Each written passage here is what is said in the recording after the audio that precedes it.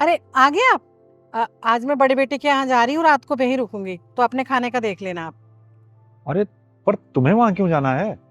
अरे ये गांव की जमीन के पैसे आए हैं ना, तो ये मुझे बच्चों को देने हैं। ये पैसे उन्हें क्यों देने हैं? वो तो अपनी जिंदगी अच्छे से जी रहे हैं ना।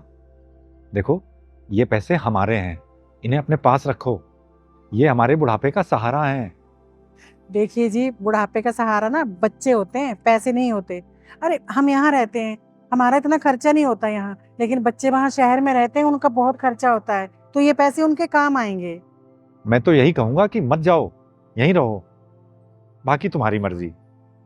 लेकिन फिर भी अगर तुम ये पैसे उन्हें देना चाहती हो तो पैसे देने के पहले एक बार उन्हें आजमा जरूर लेना कि तुम्हारा कितना सहारा बनने वाले हैं वो। हाँ, अच्छा ठीक है, मैं देख लूंगी। अब मैं जाती हूँ, कल आऊंगी मैं, ये चाबी। अब ध्यान रखना।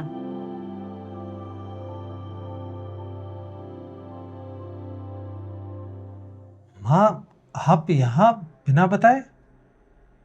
हाँ बेटा, मेरा तुझसे मिलने का मन हो रहा था, सोचा तुझसे मिल भी लूंगी और कुछ दिन तुम्हारे साथ रह भी लूंगी। हाँ, आप यहाँ कैसे रह सकती हो? क्यों बेटा, मैं तेरे साथ तेरे घर में क्यों नहीं रह सकती? क्योंकि माँ जी, हमने अभी अभी अपना घर बनवाया है, इतना पैसा लगाया है अपने घर के अंदर। हमारे घर में ना बहुत अच्छी खुशबू आती है। अगर आप आके रहेंगी ना तो हमारे घर में बदबू आने लगेगी। बहू, ये क्या बोल रही हो तुम? वही जो आपने सुना। माँ, आप छोटे भाई के पास चली जाओ ना, वहीं रह लेना। पर बेटा, मुझे याद तो तेरी आ रही थी, मैं तेरे साथ रहना चाहती थी। अब छोटे भाई के पास क्यों जाऊंगी? माँ, स्वरा को ये सब पसंद नहीं है। अब मैं अपनी वाइफ के खिलाफ तो नहीं जा सकता ना। अगर स्वरा हाँ करेगी तो मैं आपको आने दूंगा। इन्हें तो मैं अपने घर के अंदर भी ना आने दूं। रहने की बात तो भूल ही जाओ। अच्छा बेटा, ठीक है, तो अपना ध्यान रखना। चलो तुम अंदर।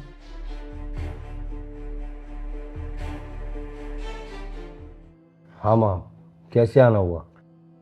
बेटा, वो तेरे पापा का ऑपरेशन होना है, तो उसके लिए मुझे तुझसे 2 लाख रुपए चाहिए। अरे माँ, आप कैसी बात कर रही हो? आपको अच्छी तरह से पता है मैं और मेरी वाइफ महीने का 1 लाख रुपए कमाते हैं, जिससे सिर्फ हमारा घर ही चल पाता है, और सेविंग तो बहुत दूर की बात है। पर बेटा, मैं तो उधार मांग रही हूँ ना, थोड़े टाइम में वापस दे दूंगी। तेरे पापा का ऑपरेशन होना बहुत ज़रूरी है। अरे माँ, आप समझती क्यों नहीं? नहीं है मेरे पास पैसे। बेटा, थोड़े बहुत भी नहीं है। अरे अगर थोड़े बहुत होंगे भी तो वो आप लोगों के लिए थोड़ी ना बचा रखे हैं, वो हमारे लिए है। कल को हमारे को कोई इमरजेंसी आ जाए, हमारे बच्चों को कुछ हो जाए, तो वो पैसे काम आएंगे। किसी और के आगे तो हम हाथ फैलाने जाएंगे नहीं। पर मैं तो 2 महीने में वापस दे दूंगी ना। आप जबरदस्ती क्यों कर रही हो? जब बोलती है पैसे नहीं है तो नहीं है, नहीं दे सकते हम पैसे। अच्छा चल ठीक है, तू अपना ध्यान रखना।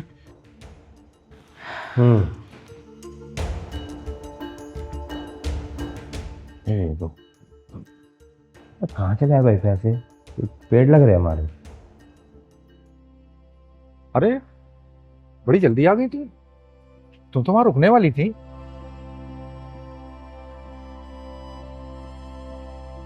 वो लोग वैसे नहीं है जैसा मैं सोच रही थी। उन्हें कोई फर्क नहीं पड़ता कि हम जिए या मरे। वो बदल गए हैं। यहाँ तक कि उनको तो मेरे कपड़ों में से बदबू आ रही थी। घर के अंदर भी नहीं घुसने दिया उन्होंने, दरवाजे से सुना के भगा दिया।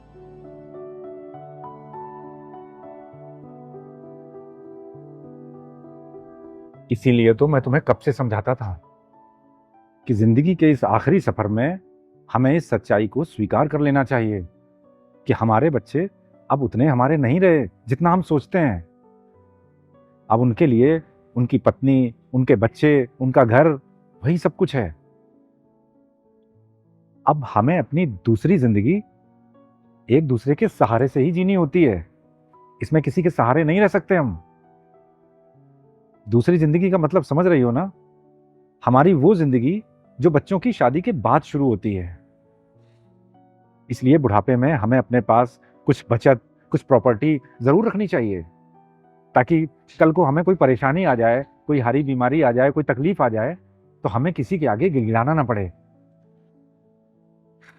कैसी ताज्जुब की बात है जिनके लिए हम अपनी पूरी जिंदगी लुटा देते हैं, जिन्हें अपना सब कुछ सौंप देते हैं, हम माँ बाप बुढ़ापे में उन्हीं बच्चों को बोझ लगने लगते हैं।